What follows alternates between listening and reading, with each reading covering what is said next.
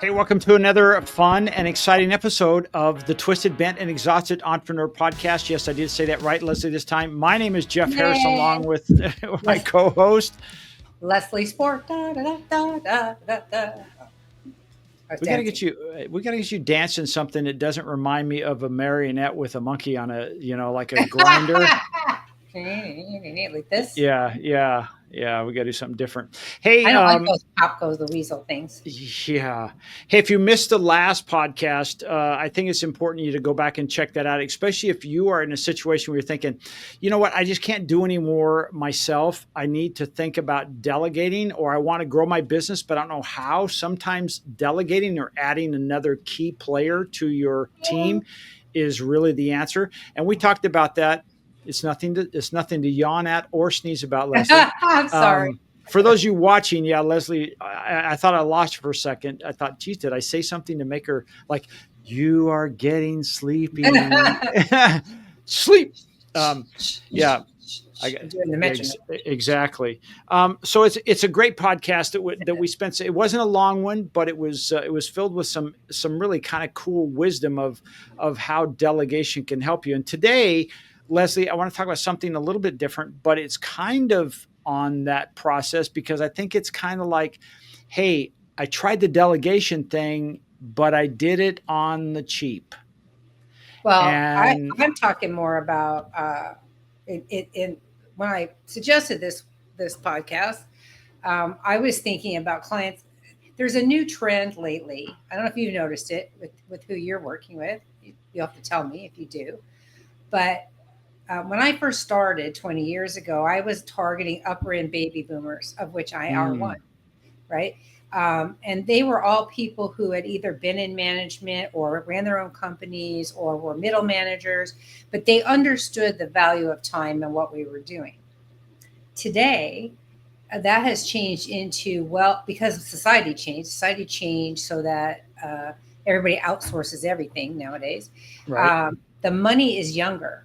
The target market for me, the income level, what I see is a younger generation, and they not terribly. I mean, younger in that instead of now being in their 70s and 80s, they're in their 50s and 60s. Okay, so that's what I mean. And they are second. They're competitively. You give them a quote for something, and they're out trying to get a bid using your quote to get another bid, or they're challenging it back to you in weird ways. And so I kind of wanted to talk about that, but we can also talk about it from an employee perspective and um, how cheap solutions, or even when you're automating things, you can go cheap on that too, and it really is a disaster every time. So why don't you talk about that a little bit? Yeah, either way, I think I misunderstood our topic, but because I'm a chameleon, I can certainly change, and we can talk about this because it has.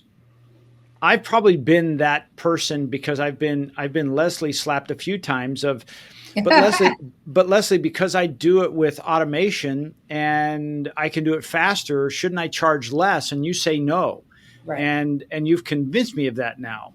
Finally. But it's one of those things that, quite honestly, when it comes down to technology, because it is such a race for all the big players, Meta, Open AI, Microsoft, it doesn't matter, Grok, it doesn't matter. They're all racing to win the race to become the best at AI. And, depending on when you're listening to this, Grok has come out, Grok 4, and I think it's 3 or 4, and it has been deemed as it is the best. It answers all the questions that are intellectual challenges that they say, hey, here's a test to find out how smart it is. And it beat everyone. In fact, on one of the ones for math, apparently it got 100% right, which I was listening to a show the other day, Leslie, when they were talking about this, and they were reading some of these questions. You're like, I don't even know what the hell, excuse me. I don't even know what the heck, I don't even know what the heck you're talking about. I'm pretty smart math wise, but I don't even know where to begin on this. And it got 100% of these right. And that's what they're talking about. So with this, what I mean by this is to be the best, it's also driving down the cost. So technology usually doesn't make things more expensive. It advances make it less expensive. And we've seen that across the board. So I think is it an evolution that people are now questioning things because they're thinking, well, maybe it should cost less because we see other prices coming down, even though we might have inflation. What do you think on that? Am Well, I all part of wet? it, no, you don't look wet. I don't Well, think I so. got a lake behind me, snow on the mountains. And I just got paperwork behind me because I don't put a screensaver up there. You should have your office up there. But anyway, um, I don't think you're all wet. I think part of the issue is that um, a lot of the people that I deal with don't live in the desert full time. They're from other states or Canada or somewhere else, right? And they don't understand the cost associated with doing business. They may not that they're stupid. I don't mean to apply that. What I meant was they may not initially recognize what it costs to do business in the state of California. It is costly here. Hmm. I mean, minimum wage is almost $17 an hour, and going is it over that now? I don't know. It's It's crazy. going up to 20. I know eventually, and $20 an hour on a minimum wage is like killer. I mean, that's why so many fast food places are automating. But now, what are you doing? Did you get on a high chair? What? I had to fix it. I was too low. I had to fix it. Oh my god! So, could you do that before we start the podcast? Maybe. I don't care. I didn't even yell makeup. I didn't yell makeup. It's like, was it take That's two? it. Okay. That's it. Okay.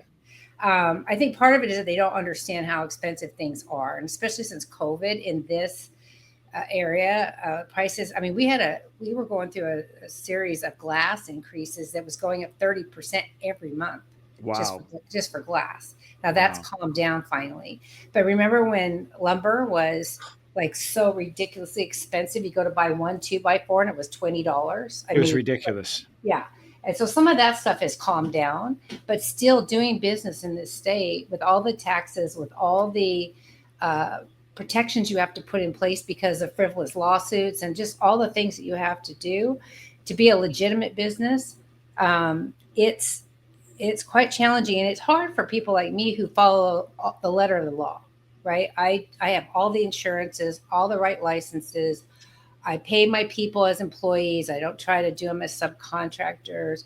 I do all this stuff, and then you have other people out here who they're working out of the trunk of their car, charging a third of the cost, and some people don't appreciate having the value of licensed and insured, or in your case, the value of your years of experience in working on, because you're on the forefront of AI. So your years of experience has value, which is why I keep saying don't cut the cost just because you can do it faster.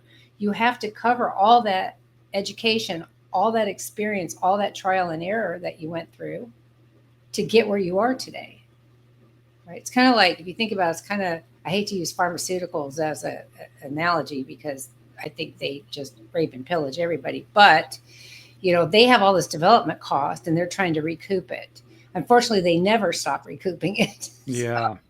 But for people like us who we're trying to follow the rules and then trying to compete against people who don't, it's nearly impossible.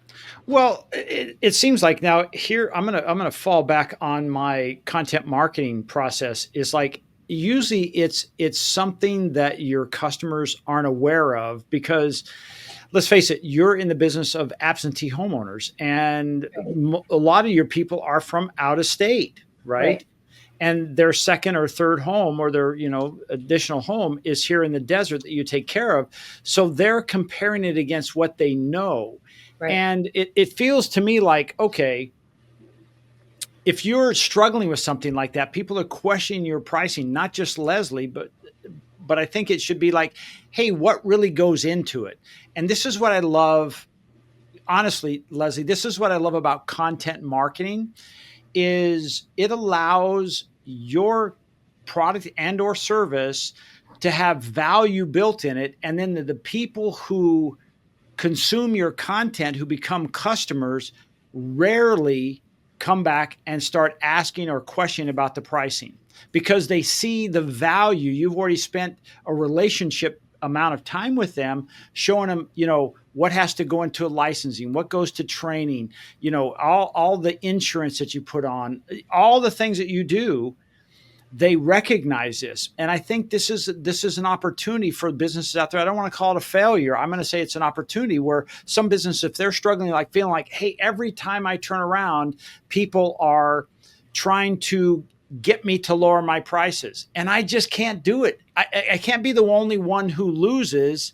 Is me, and the people I go out to send to do the job, they make good living, and the people who got the deal got a great deal, but I'm suffering. Right? I Yeah, can't I afford to won't eat do that. anything outside of tuna.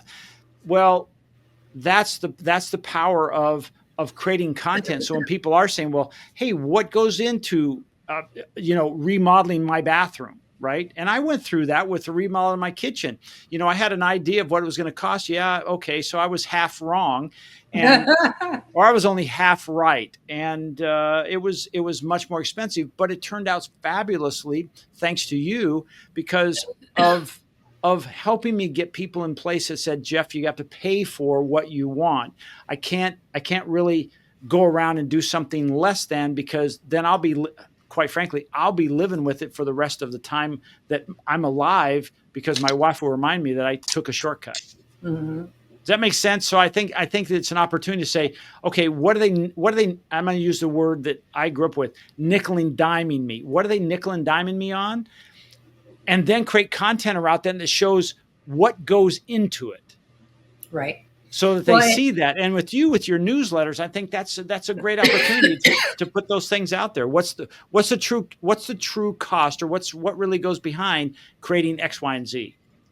well, a lot of people, in the end, they end up paying for it anyway. I had a situation. I just wrote a newsletter about this. It doesn't come out till, I don't know. It's probably out by now.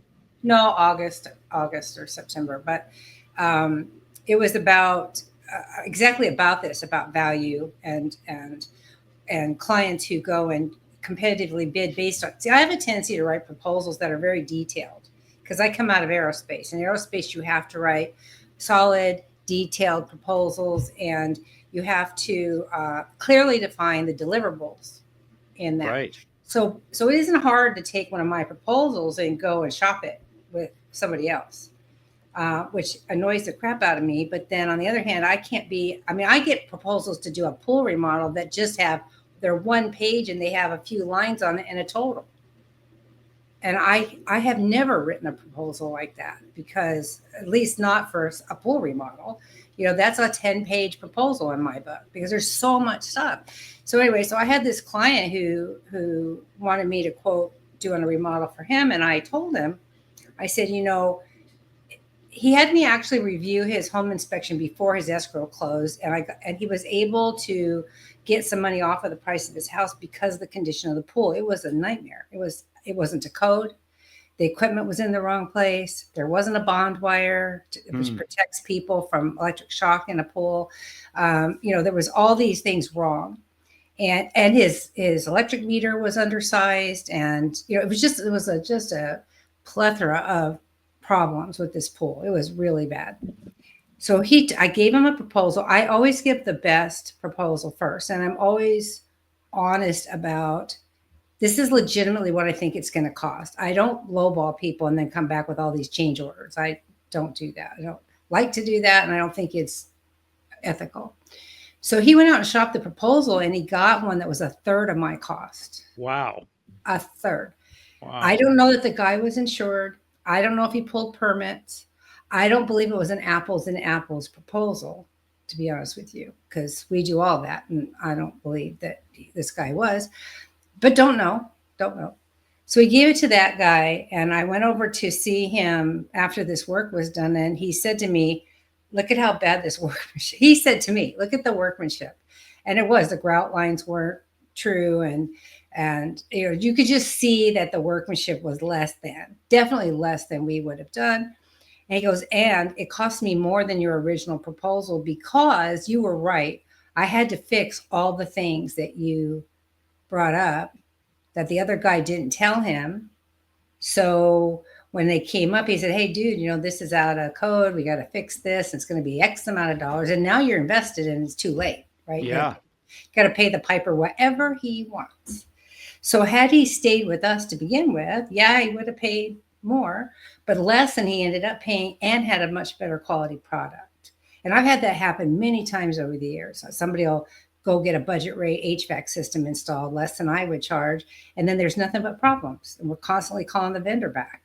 Yeah. And then they'll say, "Well, I should have used you in the first place." Well, yeah, because we don't do that. And so what's the point is that quite often homeowners or clients in your case regret trying to do it cheaper, and then they have to come back and do it over because they didn't do it right the first time. And that's always a costly mistake. 100%. I mean, we see that over and over again. And in your case, where you're talking about, somebody, first of all, I think it's a bit unethical it's not unethical to get multiple bids, but to take someone's bid and actually say, "Here, this is what somebody else gave me. Can you beat that?" Right. That's just, to me, that's a bit unethical, because that means if I beat it by $1, it means you're going to come with me. Yes, I can beat it by $1. Somewhere, somehow, I'm going to beat you by $1. Right. Right. But I would just say, this whole process of my wife, okay, we were all out to dinner the other night, and I was shocked at the prices that were on this menu. Mm-hmm. And it's not because I'm cheap. It's just because it was like I knew the restaurant. I'd been to it many, many times, but I hadn't been into it in maybe a year. And when I saw the prices, I'm like, holy crap. And my wife said, "Well, I told you when we go out to dinner, I don't want to hear about the prices." I'm like, how can I not say something? Well, I've been to places where the prices have been high and the food comes out and I'm like, okay, on the way home, I got to stop someplace and get something because it was such small portions. That wasn't the case. The food was good. Everything was wonderful. The whole evening was wonderful, but I was just shocked at the prices at this place. And you reminded me of something. You said, "Well, Jeff, minimum wage has gone up," and I'd forgotten about that. Right. Because I don't live in that minimum wage environment, because again, my staff is worldwide. And so I wasn't aware of that we just had another minimum wage raise here in California. But the point is, I've seen those places that do it on the cheap. And then, yes, we, as the end, in this case, your example of the homeowner, he's so now invested in this. What is he going to do? He can't call you because he's lost face. Right? Yeah. And I can't tell you how many times clients have said that to me. "I should have just had you do it," because they know, but we're not the cheapest. And I don't want to be the cheapest. Yeah. I want to be the best. Yeah. And that means using vendors that I vetted, that are also insured, that name us additionally insured. I think it's important to do that. Same with that's for Executive Errands, but same with Concierge Business Solutions. I don't have a lot of vendors, but I use you. I use my IT person. I use Tamsin for marketing in South Africa. I have people, right? But sorry, my dog. I don't know if you can hear my dog barking, but I can hear it. I thought maybe we were working out of a kennel or something. Yeah, we're at the zoo today. The gardeners are here. The dog's barking. Yeah. But I use labor outside of California, not because I can't get it in California, just because it just turned out that I was able to find what I needed elsewhere. But I don't do things half-assed for any reason, right? So the point is, I think that people lose sight of what quality costs. We oversee projects, and they don't have to be our vendors. We'll oversee your vendors, but if they're not working to the deliverables that they expect, we're going to call them and hold them accountable for it. So I don't know. I can see where, in your case, with AI, I would think more people would want you to just do it for them because they don't understand it yet. It's complicated. And that's truly what happens. More and more people do this, but it's so funny that I hear people say, they say, "Oh yeah, I use ChatGPT to do X, Y, and Z." and they're excited and I'm excited for them, but it's like saying, "Ooh, I got the color in my coloring book today." Right? It's like it's the beginning stages. I don't mean that as a negative or I'm making fun of anybody. It's I'm glad they're trying it because this is going to be technology. I don't see it going away, and they need to Oh, be it's not. aware of this, right? Um, I think it's one of those things where, let's face it, in the last 4 years during our former administration, and it's not political, things got expensive, and policies made it even more difficult to actually run and operate a business above board like you do. Right. And so what it made us as, let's say, the customer, it made us have to look around and say, holy cow, like me at the restaurant. That's why I brought up is like, holy cow, it's been 10 years since I've remodeled a bathroom. I didn't realize it had gone up this much. Why? Well, because now a sheet of plywood is not $10, it's $80, right? Right. Or whatever that may be. And now labor isn't this, it's now $150 an hour. Oh my Well, gosh, well, right? then factor in workers' comp. Exactly. Factor in workers' comp or liability insurance or my contractor's bond or, now you have to have ELPI insurance, which is to protect yourself in case one of your employees sues you. I mean, you have to have all these things, and that's not. It's like I pay $5,000 a year, but I had Christy quote it was $8,000 and $9,000 a year. That's crazy. And Yeah, and you have to figure that into every bid because that's your business. So right, it does make your pricing. I think you telling your story, and I'm not saying just you, but you as the entrepreneur who is playing at the high level and you're putting out bids, that you have to in your bid, and I know you do this, you have to build the value of right, this is what we do. This is the reality of this. And yes, are there other people out there that probably do it less than you? Absolutely. right. But the Yeah, reason we do it is that you're going to say something no, I'm writing down something you said. it's one of those things that you have to let the people who again have been out of the market, like me going to the restaurant or remodeling a kitchen. You have to remind us that things have changed because we're still living. I was still living, 10 years in the past of what I thought it should be. Yeah, And and so by being educated in this, I'm like, oh, okay. And then I think, and you tell me, because you've done thousands of proposals, in that proposal, should you then also include things like the pitfalls of what we're talking about? That you could probably do that, but these are the things you want to check. Make sure, are they licensed? Are they, this? Are they pulling permits? Or is it something that, hey, they're building something on your home, and then you find out that they didn't pull permits, and now you have a non-permitted structure on your house that at some point you may have to tear down. yeah. You'd be surprised how many people don't care about that. I'm always shocked. I was going to tell you two quick stories. One is Dan lives in your world. He's been effectively retired for 20 some years, Wow. right? So he still does tile jobs occasionally, but basically he's been retired. And so he was a tile guy, he's a very good tile guy. And all his stories about tile work are 30 years old, right? So he's talking about what things should cost. And I'm like, dude, you don't get it. And he gets mad at me for saying that, but he really doesn't understand what material costs today, Yeah. until he has to go buy something for somebody. But it's tough. And then the other story was I had a client. We bid a roof replacement for a client, and she came back and she said, "I got competitive bids, and you're higher than the other people I quoted. Why is that?" Which I appreciated. So I chat GPT'd a good response because I can write one, but I wanted one that sounded better. And it said the things about which I know but don't always articulate, like our vendors are all insured and stuff, and that I personally vet them so I know their quality and I have zero tolerance on Mm. their services. They better put a good face on our company or we won't use them, right? And a bunch of other things that explained how we oversee and make sure it's good and stand behind our work and blah blah blah. And I sent that to her, and she ended up giving us the job. Mm. Nice. Now that's a person that I can really appreciate because she does understand the value of business and the value of the people doing the work for you.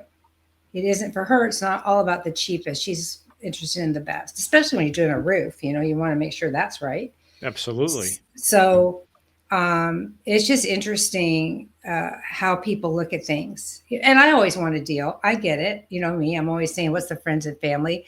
It's just like, I say it, but then I never insist on my vendors reducing their rates for me. I've never done that. One of my landscaper tried to give me free tree trimming and almost had a stroke. I don't think that's right because he's putting the work in. He's paying the labor. I need to pay him. Yeah. Yeah. Right. I don't think that's right. And that's another place where my husband is like, "You're crazy. If they want to do it, I mean, you give them all this work so they can do stuff for you for free." But my thought process is I want to pay them for what they, I mean, it'd be like going to Carmen for a haircut and not wanting to pay her. Yeah. That's her business. Right. I'm saying these things are going to get me in trouble with you because I know we have a unique relationship. I was going to say, and where do I fit into this stuff? I know, Okay. I know, so true. But that's what I'm saying is that when you don't, like my grandson's an electrician. When he comes over here to do stuff for us, we pay him. Mm, And yeah, it's family, but that's his livelihood. right. I don't know. Well, and don't I think think if you don't pay him at some point, there may be like regret, even if it's unspoken. resentment. Yeah, resentment. Like, oh, I don't want to go see Leslie because I know she's going to have some kind of electrical work for me to do, and that's not why I'm going over there. Right. But if he comes over and there's something and he knows that you're going to get paid, it's like, okay, let's do it and still enjoy the weekend or the Right. time with you. I think that's great. Well, this doesn't just apply to proposals. I mean, this applies to lots of things like tools, like the things that you create for people. I mean, the effort that you put in, yeah, you can do it pretty fast and you have inexpensive labor compared to hiring California labor because you work all over the world. So your labor rates are far more attractive than what I'm paying, for example. But um, but when it comes to technology, software, my software system that I completely rewrote last year that I licensed out to other people, not everybody appreciates how robust it is and how much time it saves them. At a minimum, it saves somebody 20 hours a week. Wow. So if you work, I think we've done the math before, but if you work 40 hours for clients and 40 hours on admin things, you're working for nothing. Yeah. Right. So why wouldn't you invest and pay $100 a month or $200 a month and have something that can cut 20 hours? Again, it's always about how do I work on my business, not in it. Yeah. How do I get my freedom? Right. So, and the same for you. I love what you do because I could say, "Here, Jeff, do this," and it's magically appears. And I love that. I don't want to do it. Most of us don't want to do it anymore. I think society is getting to that point where I don't know how we're busier doing less stuff, but we are. Yeah, I think I think back when I was a kid, my dad would work on the car. My dad would work on the house. And now it's like the next generation is, okay, I have somebody that will work on my house. I have somebody that will work on my car. Thank goodness they're both okay. But it's like there's somebody taking care of the pool. There's somebody taking care of the landscaping, and there's somebody coming in and cleaning. And I'm like, wow, there are times where I'd like to do things for myself, but what I find myself doing is like I have that thought in my head. I'm like, well, wait a second, is this really costing me money by doing it myself? So we do less and less. So I think you're right when it comes to me saying, well, let me teach you how to do it. They're like, well, I'd really rather not know how to do it. Just do it for me. Right. Do you remember? Well, they still do SEO. I don't know how it works today because everything changes constantly. The algorithms all change. But do you remember in the beginning, 20 years ago, when Google AdWords and Yellow Pages would offer pay-per-click stuff? I don't know if they still do that, but they offered pay-per-click. I didn't understand it at all. I didn't understand SEO at that time. I didn't understand it. And so I let the Yellow Pages convince me to pay $150 a month, which was a lot at that time for me, to do pay per click for executive errands.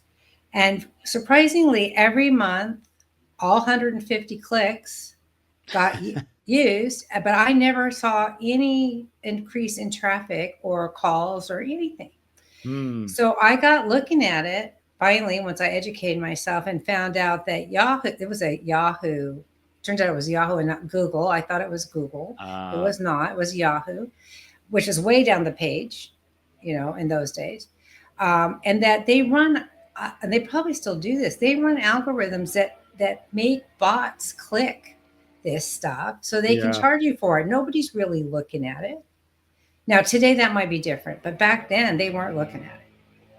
So now I manage my own Google AdWords because it's not that hard to do, and I don't have to pay a monstrous amount of money. You know. Well, and there are, as I was having a discussion yesterday with a gentleman, I said, he said, well, I still do all my ads, and he said, blah blah blah, and I said, well, I said all that could be automated, and he laughed. He said, really? He said, but I know what I'm doing. I'm like, yeah, but the I AI do too. they do too, and they know how to do it faster, right? And Yeah, so like, cool. yeah. So I think one of the things I want to talk about too is how to know when higher costs equal higher value. Well, it doesn't always, by the way, most of the time, but not always.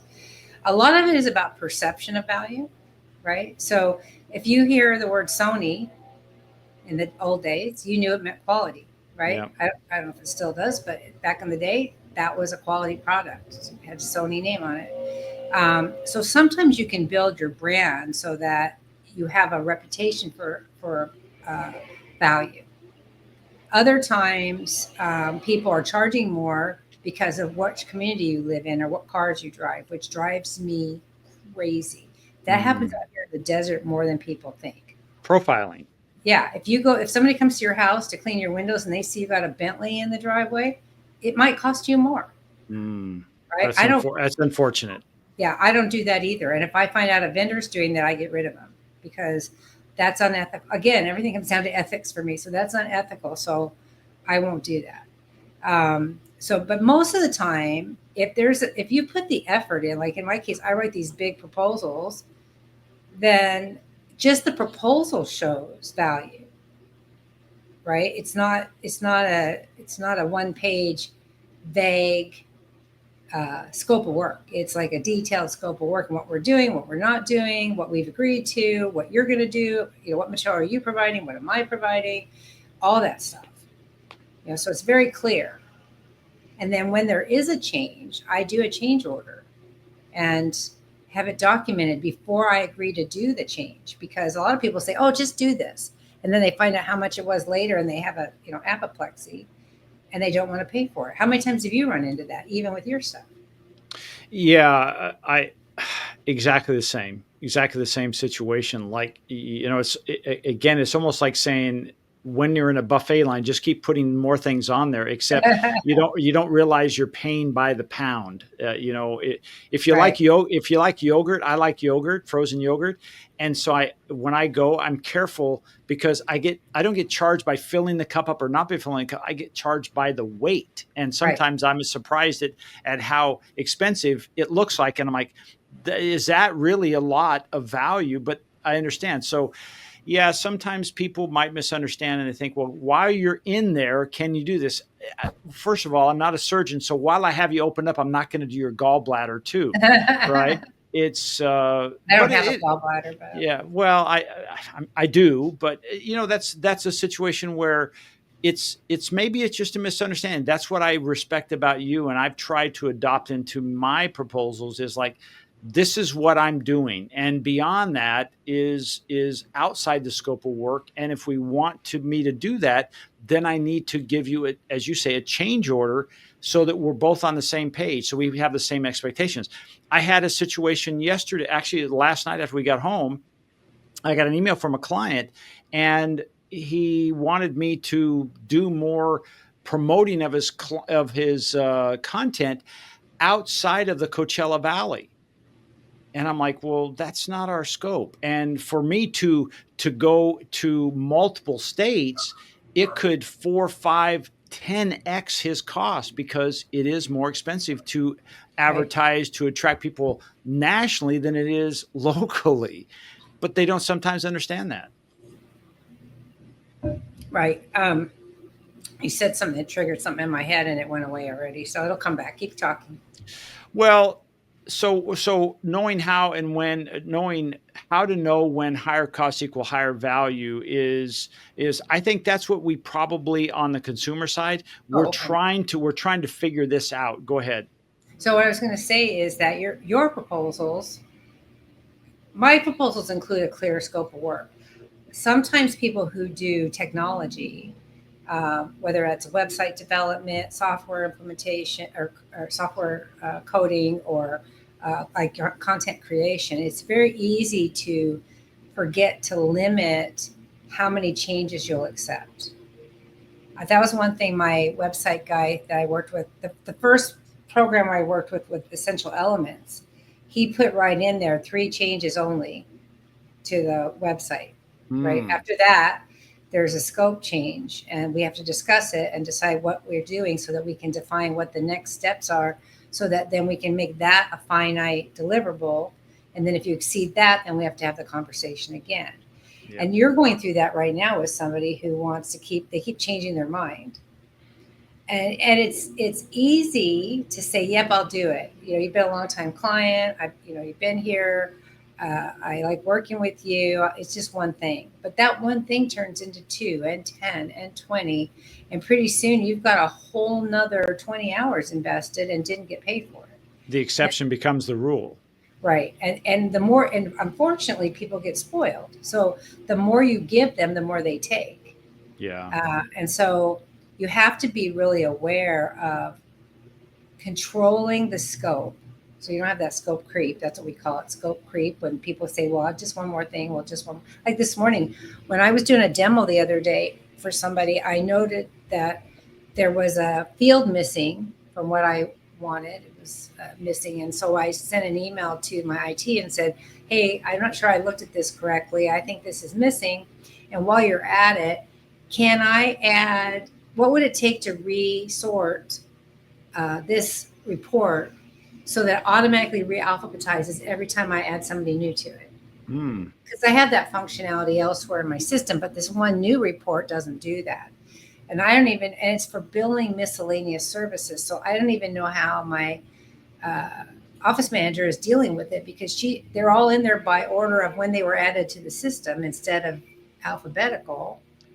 So she must be like scrolling up and down and back. I'm like, that's crazy. Why would you do yeah. that? Just re-alphabetize them. Uh, Um, and then I wanted to know about, if I add an email in my database, can it automatically add it to constant contact mm, to the list, right? So that, because right now Lindsay enters the client and then she has to go out and go log into constant contact and then enter the email again, and that's silly. Why? Again, this is all about efficiency, automation, providing higher value for what you're doing. And so the point here, again, I get lost. You know me, I get sidetracked. But the point was that I asked her, how much would it cost to do this? Because, I know that it's not free. It's going to right. cost. Sometimes they give me stuff for free. That's just one thing that just takes a few minutes, and they'll do it, and they'll say, hey, I just did that. I'm not charging you. And that's great. And I'm appreciative. But when they take an hour of coding, somebody's going to pay for that. Right. That's right. So, yeah. Yeah. So the idea is, when you're deciding to work with somebody and they want to do it for less money, sometimes it's okay to just say no, thank you. And I Right. and I and I have found myself doing that more often when somebody comes to me and I tell them based on what they're asking for, what they want, and I give them a price and they just say it's too expensive. Can you do better? No. And I'm Yeah. okay with that. Like Yeah. I I don't. Yeah. Me either. I don't change my pricing. because I feel like when I start doing that, Leslie, we always used to say something when I was in sales, and they said, a squeaky will drive you bananas. Like, somebody who's always trying to get a better deal, they'll complain about everything. And Right. it'll be like you said, you spent more time with them and trying to make it right, and it will never be right because they probably are like me in the restaurant. Like, okay, and I didn't do this, and I'm not this kind of person, but I would pick at, well, I noticed there were more crumbs in the calamari instead of actually calamari. What's the deal with that? Can I have more calamari? Why is this? Or my fries were cold. Can you replace them? And it was because I was 2/3 the way done. And just by the nature of the fact that they were there on my table, they're going to cool down, but I'm complaining about it. Right. Right. Because it maybe I couldn't really afford to be there in the first place. I wanted it, but I really couldn't afford to be there in the first place. I'm not saying everybody's like that, but when you sense this, it's okay to say pass. Right. Because if you do lower your financial standards and you do accept that job, and I think you're going to regret it more times than not. I would regret it. I'm of the opinion that we get the work we're supposed to have. And that's been proven to me over and over again. We had an opportunity to bid replacing a floor in the gym at an HOA gym, in the community, and the floor's that rubbery stuff. Oh, That right, right. that's unique to do, by the way. And they wanted a light color. That was the Ah, problem. Most gyms are black. That because it doesn't show dirt, it doesn't show sweat. It's like easy. They wanted their board in its infinite wisdom wanted a beige color because it was okay. prettier. Yeah. We didn't get that project. And I'm so grateful we did not, because what happened is they couldn't keep that floor clean. And they made the person who installed it come back and tear it all out and reinstall it again. Oh boy. It would have cost us, we would have lost our butts on that one. Yeah. And then in other cases, I hate it when I keep losing my train of thought. I feel like human nature being what it is, and this is like, a lot of business for those of you listening is about understanding human nature and how people think and operate, because there is a certain way that works. And if you don't understand the psychology of people, you're going to have a harder time growing your business. You just are. So some people think that if you drop your price, they'll come back and complain and say, oh, I want you to drop the price. And then when you do, they say, well, why didn't you charge me that much in the first place? Yeah. To me, that's like, I want to slap them upside the head. So I just don't, and I'm not a violent person, but I just don't want to.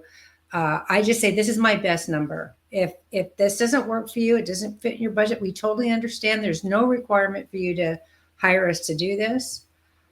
This is my number. Yeah, it feels like one of those things where, if we think about this whole thing as a cycle, if you put out a bid and then you lower your number to get the deal, it's almost like you were talking about your son-in-law coming over and fixing electricity, but you're not paying him. There becomes a resentment for that. So, it's like, oh shoot, it's Leslie calling again. Yeah, I'll call her back. Right? Because it's like, she's doing it on the cheap. She can wait. And I'm not saying you'd ever do that, but when you're busy and you're taking care of your clients, that tends to happen. And the other thing is, now what happens is your revenues that you make from that, again, and I talked about this on other programs, is what happens is your vendors win because you're going to pay them properly. You're not going to Right. say, oh, you need to work for 22% less. No, that's not going to happen. And so what happens is you are the only one losing in that. Right. Because the homeowner, they're not going to get lower quality from you, because you're not going to say, hey, guys, everybody, let's do this at about 50% or 22% less valuable outcome than we normally do. No, you're going to give it the highest quality because, again, that's your reputation, right? Right. So And the I've only had clients person ask me that. Can't you do it halfway? And I'm like, no, I can't. I don't operate like that. Either we do it right or we don't do it at all. I'm just yeah, not. And that resentment goes both ways, by the way. I can feel resentful because I'm doing it on the cheap. just as much as the other person can feel resentful, like you were talking, So it, as the business owner, it is not uncommon if you start to cut your rates. And I'm not a discount person. And everybody who knows me across this country knows I am against discounting because it dilutes your value in the face of the client. That's why. Yep. I don't mind getting a deal. I like to get a deal, as you know. I like to negotiate and argue and try to get a deal. However, there is a something to be said for diluting your income and then being really upset about. I get mad at myself I've only done that probably less than 5 times in 20 years. Because I just don't believe in it. I want to be right with everybody. And if we're meant to get the work, we'll get the work. And if we're not, we're not. Yeah. And 9 times out of 10, when we don't, I hear about something that went badly wrong with that project. So, because it's a small town, even though we're 8 cities, it's still a small group of people. Yeah. So we're talking today about that bargain regret. And what I mean by what we mean by that in a nutshell is when someone offers or asks you to do your service or product at a less than what you should be charging, and how to handle it. And I think we probably have now painted this 3 or 4 ways that you can see that, hey, maybe this isn't such a good idea. It's okay to pass on the business. And in final thought about this is, it only takes 1 or 2 of those deals that someone finds out that you gave, Harriet and John a deal on something that Tom and Mary had to pay full bore on. There's another level of regret or resentment. Yeah. And so I would say, don't even start setting that table at all. And Leslie says, she has been this way the whole time. This is my price. Sorry. We can, and I remember a situation when somebody said, when somebody starts to negotiate on price, take something away. Like, okay, we can do it for less, but it means we're not going to do X, Y, and Z. In other words, you didn't lower your price. You just didn't have the same level of deliverables. Right. And for me, I'm okay with that. If somebody says, well, okay, well, I wanted a website, but I don't have, let's say, an e-commerce site. I can't do any transactions on it. It's more of a brochure site. Okay, fine. We can do that. But to do the e-commerce is more expensive because of certain things we have to do. It's almost like the whole idea of the wages in California. You have to do those things, right? So keep that in mind as you're out in the marketplace of like, am I somebody who puts out a price and then negotiates with it, and then I'm not happy when somebody says, "Hey, good luck, congratulations, you got the bid," and you're going, "Oh crap," right? Yeah. Because I went too low.